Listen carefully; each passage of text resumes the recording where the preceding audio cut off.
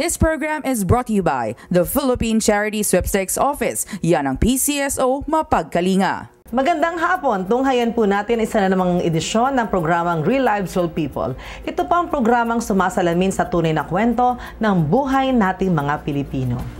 Ang mga kwento magsisilbing inspirasyon sa ating mga Pilipinong nangangarap na maging maunlad at matagumpay sa buhay. Ako po si Jo Salcedo at samahan po ninyo akong kilalanin ang ating mga tampok sa araw na ito. Dalawang natatanging mga lalaking kinilala sa kanilang propesyon at katungkulan dahil sa pagiging outstanding at matuturing tinadhana nga sila ng panahon para sa kanilang piniling paglilingkod sa ating bayan. Sa ating pagbabalik, kilalanin po natin na isang disiplinado at professional na sundalo. Ilan lamang ito sa mga katangian ni Major General Eduardo del Rosario. Let's get to know him better here in our program, Real Lives Real People, after this break.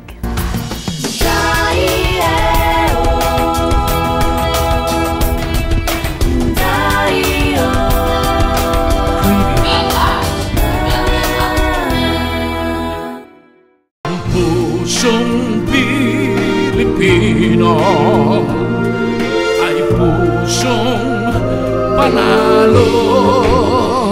Kasama nyo ang PCSO sa tagumpay ng Pilipino. Pusong Pilipino, pusong panalo. Alam mo na ba ang latest update sa iyong barangay? Kung hindi pa, join us every Saturday night, 7:30 to 9 o'clock sa Ugnayang Pambarangay sa himpilang DWIZ 882. Please listen to DWWD, Armed Forces Radio, 1134 kHz on your AM band.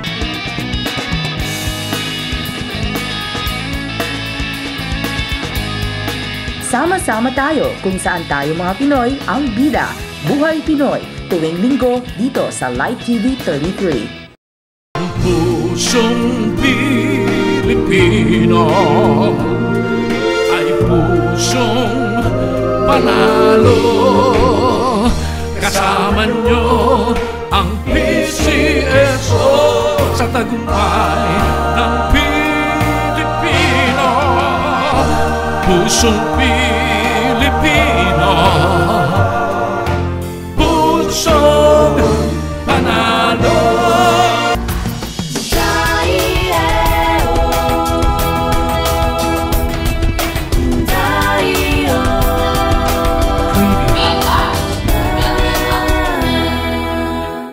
Maituturing na itinakda ng Panginoon ng panahon ang mga nagiging sundalo. Ang kanilang tungkulin ay protektahan ang bayan at ang ating bansa laban sa mga masasamang elemento. Ating kilalanin si Major General Eduardo del Rosario, nagtapos sa prestigyosong Philippine Military Academy at miyembro ng PMA Class of 1980. Ipinanganak noong nakaraang November 22, 1956 sa poblasyon Talavera, Nueva Ecija. Dumaan sa napakaraming pagsubok at pakikipaglaban sa field, ngunit ito ay kanyang nalampasan at nasa panibagong assignment na naman bilang pinuno o Commanding General ng 2nd Infantry Jungle Fighters Division ng Philippine Army. Katatapos lang po namin i-cover ngayong araw na ito ang naganap na turnover ceremonies dito mismo sa General Mateo Capinpin 2nd Infantry Division ng Philippine Army. Tayo po ay nasa Tanay Rizal. Tayo po ay naging saksi sa araw na ito sa naganap na turnover ceremonies, kaugnay naman sa pag-assume bilang isang 33rd 2nd ID Commanding General ng ating iginagalang na si Major General Eduardo del Rosario. Naging napakaganda, napakasaya. Kaya ngayong araw na ito, masasaksihan niyo po yan sa ating programang Real Lives Real People. Aming nasaksihan ang Change of Command Ceremony o ito ang pagsasanib ng pwesto ng mga pinuno ng isang unit sa Armed Forces of the Philippines. Si Major General Eduardo del Rosario ang bagong talagang pinuno ng 2nd Infantry Division ng Philippine Army na humalili sa pwesto ni Major General Romulo Bambao. Being a commander of a very big organization, just like an infantry division, will always be a challenge because of the size of the area of responsibility and the number of personnel under the 2nd Infantry Division. We are actually covering the Calabarzon provinces plus the province of Marinduque and Romblon. So we can see from the size itself of the area of responsibility of 2nd Infantry Division that maintaining or preserving the peace and order situation would be a great challenge on our part. IPSP Bayanihan being the campaign plan of the Armed Forces of the Philippines. So we will be supporting the peace process. We will conduct aggressive military operations against armed threat groups, engage the unarmed component by applying our legal offensive, while at the same time we support the development projects, most especially in remote barangays, so that they can feel the presence of governance. And we will also tap the stakeholders, so to speak, and intensify our interagency coordination. That's what we mean in having a whole-of-nation approach in order to win the peace. So we will network with the LGUs, NGOs, and all the stakeholders so that we will be together in addressing our problem on insurgency. Actually, we have 3 brigades. 2 Operas Brigade under Colonel Ed Año that covers the Bondok Peninsula or the Quezon Province.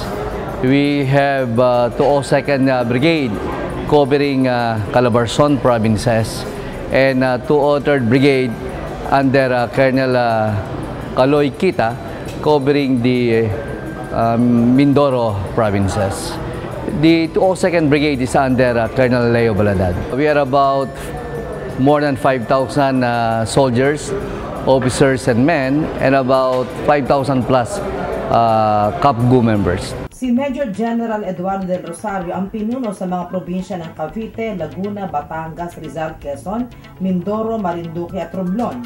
Dumating si Lieutenant General Emmanuel Bautista, ang Commanding General ng Philippine Army, bilang guest of honor ng naturang turnover of command ceremonies. Binabati ko si General Ed del Rosario, isa sa mga pinakamagaling nating general officer dito sa Philippine Army.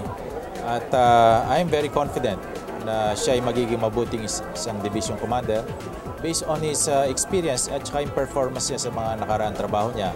Hindi lang bilang commander ng CRS, nag-brigade commander din siya, battalion commander, task force Davao. Napakaganda naman ang kanyang performance. And he is very much deserving, and I'm very confident that he will do well. So kay General Del Rosario, pagbutihan lang natin, trabaho lang tayo, and wishing you well and good luck. Nagbigay rin ng pagbati ang mga kasamahang sundalo ni Major General Eduardo del Rosario. Inalam namin kay Colonel Vic Tomas, na Deputy Commander niya sa CRS o Civil Relations Service ng AFP, kung paano nga ba siya bilang isang boss. He's my mentor, and he continues to, I continue to learn from him, and he continues to inspire all the men and women and civilian employees who works for him, and of course who have worked with him. Maging si Brigadier General Nestor Año Nuevo, Assistant Division Commander ng 2nd ID, ay nagbigay rin ng kanyang mensahe para sa kanilang bagong tagapamuno. Yes, I am the Assistant Division Commander of the 2nd Division, and we definitely support whoever will assume 2nd Division. And I know also personally General De Rosario, and based on his message, his guidance, we will support it fully. And because this is in line with, as emphasized by our Commanding General, the IPSP Bayanihan and the Army Transformation Roadmap. So I believe, as the Assistant Division Commander of the division, that we will be able to continue what has been started by his predecessor, General Pambak. Nagpasalamat naman ang mga alkalde ng lalawigan ng Rizal sa mga sundalo dahil malaki ang tutulong naman ito upang mamintina ang kaayusan at kapayapaan sa mga bayan ng Tanay at Baras sa lalawigan ng Rizal. Nagagalak at higit sa lahat, dumating na yung ating bagong Commanding General ng famous nating 2nd Infantry Division, at ini-welcome ng ating bayan si Major General De Rosario sa kanyang newly assignment dito. Sana ang kanyang pagdating dito ay maging mapayapa at maayos at higit sa lahat, ipagpatuloy ang mga programa sinimulan ng mga nakalibas at nakaraan ng mga proyekto dito sa ating bayan at higit sa Southern Luzon. Napakalaki na itulong nila, hindi lamang sa katahimikan, sa economic activity. Isang pagbati po sa ating Major General Eduardo De Rosario, ang ating commander ng Philippine Army at second ID, no? At sana ay pagpatuloy mo ang iyong magandang adikain, lalo-lalo na dito sa Carabarzon na nainyo nasa sakupan.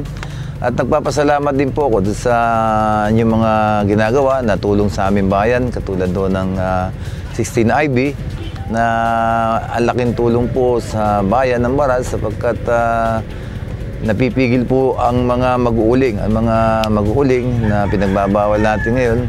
Magpuputol lang kahoy, siyempre po sa pagunguna po niyo yan, sana tuloy-tuloy po natin protektahan ng ating kalikasan. At mabuhay po kayo at pagpalain po kayo ng ating pong may kapal. Mahalaga para kay General Eduardo De Rosario ang turnover nito dahil sa unang pagkakataon, dumalo ang kanyang mga kapatid. Gayon din ang kanyang may bahay. Nagbigay ng pagbati ang kanyang bayaw na si Mr. Roland Howe. I would like to congratulate my brother-in-law, Major General De Rosario. And during this turnover, I know very well that he'll be giving his best performance. I know his track record is impeccable, and I know he'll continue doing such impeccable record. Hindi madaling maging asawa ng isang sundalo. Habang nasa tawag ng tungkulin ng kanyang asawa, si Mrs. ang tumatayong ama at ina ng kanilang mga anak. Masaya at buo ang suporta ni Doktora Anne Del Rosario sa kanyang asawa. We have to give them our full support, and for this I'm very happy because it's a well-deserved position for him. He is the embodiment of a professional officer, soldier, and he's a gentleman. That's why I married him. Sila'y binayaan ng nag-iisang anak na lalaki na si Henry Del Rosario. Doon kanina po sa turnover ceremonies, kasama po yung misis nyo, anak nyo, tsaka po mga kapatid ninyo. Usually po ba, sir, pag may mga turnover ceremonies kayong ganito, talaga umaattend po sila? Actually, this was the first time. Kaya I have stated during my speech na this is their first time. And as the first time, and maybe this is the last time because I will be retiring within the year. So I really asked them to come over and witness the turnover ceremony, which is a tradition in the armed forces of the Philippines. So maganda naman na naging resulta para lalo na sa aking anak na expose kahit na paano. Siguro kahit tayo nagtatrabaho, permanente dapat ang pamilya kasama. Although kami palaging naglilingkod sa malalayong lugar, if there is an opportunity, we have to optimize their presence. Kasi maganda rin training ito para sa mga batang sundalo so that they can see the importance ng family life at magkaroon ng bonding. Okay. So ako nga medyo catching up because I spent about 18 years in the field in Mindanao and Visayas, and most of the time wala ako sa ganitong lugar na malapit lang dito sa Baguio City na kung saan sila nakatira. At wala naman sa Civil Relations Service ng Armed Forces of the Philippines, mamimiss ka namin, sir, sigurado yan, lalo sa amin sa impilang DWWD Armed Forces Radio na kung saan ang ating tagapamuno ay naglingkod sa loob ng 9 na buwan.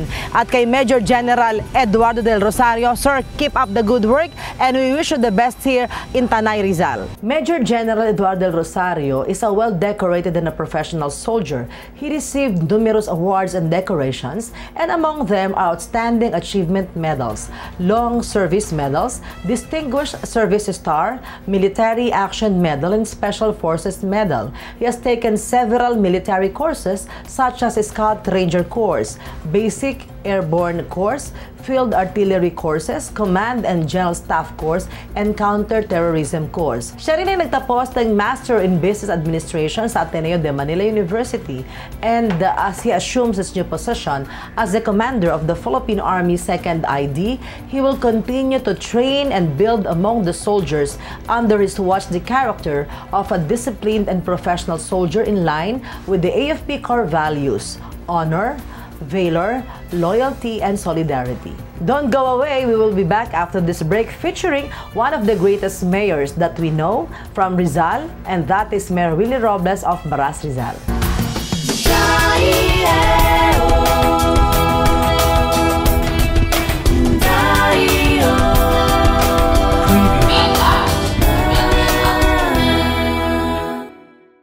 Pusong Pilipino ay pusong panalo. Kasama nyo ang PCSO sa tagumpay ng Pilipino. Pusong Pilipino, pusong panalo. Please listen to DWWD, Armed Forces Radio, 1134 kHz on your AM band.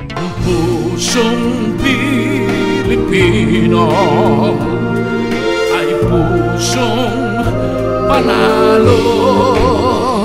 Kasama nyo ang PCSO sa tagumpay ng Pilipino. Pusong Pilipino, pusong panalo.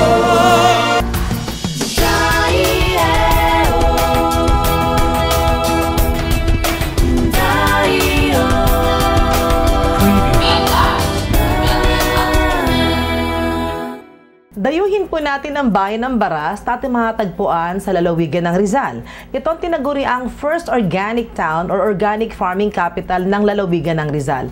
Ang Baras po ay binubuo ng 10 mga barangay ng organic farming ang pinagkukunan ng kanilang livelihood o kabuhayan sa naturang bayan. Ito po ay isa lamang sa mga proyekto ng ating magaling at mahusay na alkalde na ngayon po ay nasa kanyang ikatlo at huling termino ng paglilingkod sa lalawigan ng Rizal. Mga kaibigan, tampok natin ngayon ang ating kaibigan, Mayor Wilfredo Kaisip Robles. Mayor, magandang hapon po sa inyo. Magandang hapon din po sa inyo, Tita Jo. So, Mayor, ngayon po gusto ko po sanang ipagmalaki sa mga tagapanood natin ang lahat po na inyong mga nagawa para po sa pagbabago ng Baras Rizal, Mayor. So, nung kayo po nagsimula bilang isang lingkod bayan, ano po ba nagudyok sa inyo para pasukin po larangan ng politika, Mayor? Bali, siguro, hindi ko masabi may nag-udyok sa akin, kundi nagsimula ako nung araw, nung ako'y panahon ni Marcos, President Marcos, yung Kabataan Barangay. At nung ako'y naging Kabataan Barangay, ako'y naglingkod din bilang isang kapitan. At 1989 to 2001. So, 2001, naglingkod din ako bilang Vice Mayor at ng 2004, ako po'y nag-mayor na, no? Sa katunayan po'y last time tayo. Hindi ko po sukat akalain na ganito mangyayari sa akin. Hindi ko rin hinangad yung aking maghangad ng ganitong bilang ama ng bayan ng Baras. Ay siguro, ito na yung kapalaran. At sa aking kapalaran na bilang ama ng bayan, ay nakita na aking mga kababayan ang pagtatrabaho natin, yung pagmamahal, pinadama ko sa bayan at pinakita ko sa kanila kung paano ko gagampanan na aking tungkulin. Ang Baras ay tinatag noong taong 1921 ayon kay Mayor Willie Robles. Isang maliit na baryo lamang ito na parte ng bayan ng Morong. Ngayon, kung pupunta kayo sa Baras Rizal mula sa Quezon City, mahigit 1 oras lamang ang inyong biyahe at ikaw ay makakarating na sa bayang ito. Malamig na simoy ng hangin, maraming puno, magandang tanawin, at higit sa lahat, mabubuti ang mga tao dito. Ilan lamang ang mga yan sa mga matagpuan natin sa lalawigan ng Rizal sa bayan ng Baras. Malaki naging kontribusyon ni Mayor Willie Robles sa magandang pagbabago sa Baras. Siya ay nagsimulang maglingkod mula sa pagiging kapitan ng barangay hanggang sa maging alkalde nito. Isang taon na lang matatapos na ni Mayor Willie Robles ang kanyang 9 na taong paglilingkod sa kanyang mahal na bayan. Ang bayan po namin ng Baras ay meron kami isang programa na napakagandang programa na yung organic farming. So kami yung first organic town sa buong Pilipinas. Kagandahan po nito, mapoprotektahan po ninyo ang ating kapaligiran sapagkat ang organic na pagsasaka ay hindi ginagamitan to ng mga chemical na nakakalason. At isa pa ay yung health. Unang-una, yung kalusugan mo, mahaba buhay mo, pagka ang kinakain mo healthy at safety na hindi binubumba na nakakalason. At ang isang kagandahan pa nito, nung araw, ay halos ang aming mga farmers ay walang kinikita. Sa ngayon po ay kumikita sapagkat wala silang masyadong gastos. Parang binabalik lang po natin yung nakaraan, yung dati na walang binibili na mga chemical para ibumba mo o bumili ka ng fertilizer para ilagay mo. So, more organic po ang aming ginagawa. Kaya ang magsasaka, nakakatipid, kaya hanap buhay, kalusugan at inaalagaan natin ang kapaligiran. Bagandang Baras, ito ay ang bagong slogan ng Baras Rizal kung saan itinatampok ang mayamang kultura at mga may pagmamalaking tourist spots dito. Bukod pa ang masusustansyang organic products ng Baras, mga gulay, prutas at marami pang iba. Ngayon po, Mayor, ilahad niyo po sa mga tagapanood natin, yung lahat po ng mga naitatanim natin, meron na po ba tayong ready market para po sa kanila? Meron po at katunayan nga po ay halos hindi po tayo makaagad sa dami ng dumadayo sa ating bayan. At kaya nga po ang ginagawa ng pamahalang bayan ngayon, pinag-aaralan po kung paano po kami mapagpuproduce ng maraming mga produkto na dadayuin kami ng ating mga karatig bayan. Ngayon po, Mayor, ano po ba yung pinaka magandang dinadayo sa bayan ng Baras para po sa ating mga tagapanood na gustong maiba naman po yung kanilang paligid at pasyalan? Ay napakaganda po ngayon ang aming nilulunsad ngayon. Yung pong ang tema po ngayon ng Baras, yung Banggandang Baras. Sapagkat narito po sa aming bayan ang mga gandang tanawin at mga lugar na pupuntahan at babalik-balikan ng ating mga namamasyal sa ating bayan ng Baras. Katulad nga po ng Palawan to Falls na napakagandang falls. At virgin na virgin po yun ang ating forest at ito po yung nadidevelop na. At meron din po sa ating bayan na resort, na napakagandang mga resort na ngayon ay dinadayo ng ating mga karatig bayan. At meron din po tayong mga spring o mga ungga falls na naririyad na pwede natin pasyalan. At isa pa ay napakaganda po ng tanawin, sariwa hangin. Ito yung maipagmamalaki natin sapagkat hindi pa po polluted ang aming bayan ng Baras. Sa aming pagbisita sa Baras, nakita namin ang pagsisikap na maiangat at makilala ang mga produkto dito sa pamamagitan ng Trade Fair Exhibit at Mrs. Baras 2012 na proyektong pinangungunahan naman ni Barangay Captain KC Robles. Ang Mrs. Baras 2012 ay napagkasundaan ng Baras Women's Federation na upang magkameron kami ng fund para sa mga livelihood programs namin. Kasi ngayon sa Pinugay, marami na kaming mga recycled materials, tapos marami na kami livelihood programs katulad ng bead making, bag making, tapos may rug making na. So yung kada barangay, dumadami na yung mga pangangailangan. So kami bilang federation ay gustong i-continue yung magandang livelihood program. Upang lalong makilala si Mayor Robles, nakakausap natin si Councilor Monet Matignas, ang kasalukuyang municipal administrator ngayon ng Baras Rizal. Bukod sa mga proyektong nagawa nila, paano naman kaya ang leadership style ni Mayor Robles? Right now, Baras is being supplied water by Manila Water. So yung mga investors, hindi na nagdadalawang isip kasi hindi na nila kailangan mag-invest sa water system nila. One of the best fire station in the Rizal. I think right now, it's the best walang error sila. Operational yung dalawang truck nila. It has an 24-hour emergency medical services. I think it's the only one operational ng BFP sa buong Rizal. Siguro yung isa sa pinakamagandang nagawa namin is yung buong munisipyo is already computerized in accordance with the E-Commerce Act. Everything is GIS-based or Geographic Information System-based. Determined and persevering leadership is an action man. Mapagmahal sa mga senior citizens. Isa marahil ito sa mga dahilan kung bakit minahal si Mayor Willie Robles ng mga lolo at lola sa Baras tulad ng kapihan sa Plaza Project kung saan ito ang pinagkakaabalahan nila ngayon. Ngayon ay pinagtutuunan rin ng pansin ang nutrisyon ng mga bata sa Baras, kaya naman may bagong proyekto ni Rusad, ang Municipal Social Welfare Department, kung saan ang mga bata dito ang unang mga beneficiaries ng organic vegetables. Sa dami ng trabaho ng isang alkalde, he makes it a point to make time for his family. Time management ang solusyon dito ayon sa kanya. Kinakailangan ay maging alerto tayo sa ating mga imbitasyon ng ating mga mamayan at kinakailangan maging seryoso tayo sa ating ginagawa bilang tayo inasahan at inaasahan ng ating mga kababayan. Hinalal tayo para maglingkod. So sa tingin ko, gampanan mo lang ng tapat, gampanan mo lang ang iyong tungkulin ay gaganda at magiging maayos ang iyong pamamahala para sa bayan. Napakaganda po ng ating bayan ng Baras.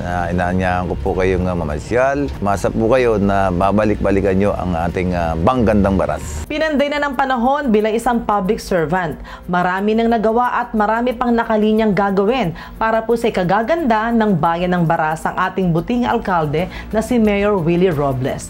Mayor Robles, keep up the good work.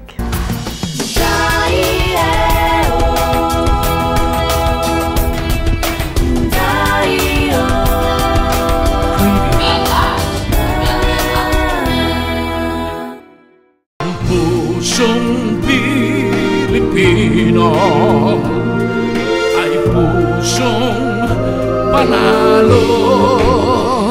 Kasama nyo ang PCSO sa tagumpay ng Pilipino. Pusong Pilipino, pusong panalo. Pusong Pilipino ay pusong panalo. Kasama nyo ang PCSO sa tagumpay ng Pilipino. Pusong Pilipino, pusong panalo.